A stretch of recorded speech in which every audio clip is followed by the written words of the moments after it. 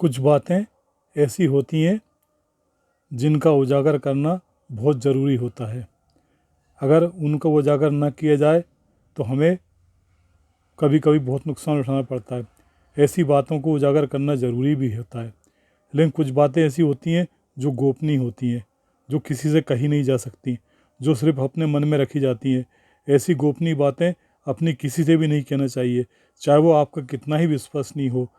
अपने विश्वसनीय से विश्वसनीय को भी गोपनीय बातें नहीं कहना चाहिए, क्योंकि ऐसे विश्वसनीय लोग ही उन बातों को उजागर करने में सबसे आगे रहते हैं।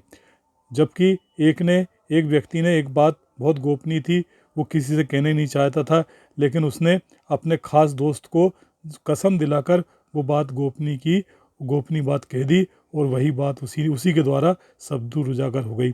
उस बात के उजागर होने से उस व्यक्ति को बहुत नुकसान उठाना पड़ा। इसलिए गोपनीय बातें किसी से कहना अच्छी बात नहीं है।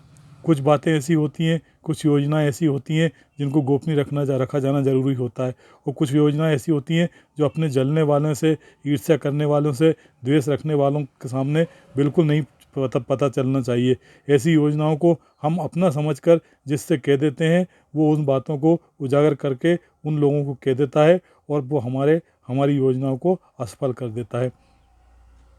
एक व्यक्ति को एक मकान का सौदा करना था।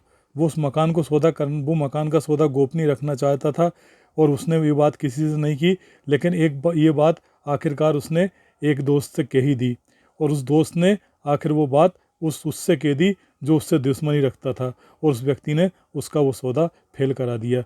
उसे बाद में बहुत दुख हुआ, क्योंकि इतने अच्छे मकान को वो अपने हाथ से निकलने नहीं देना चाहता था।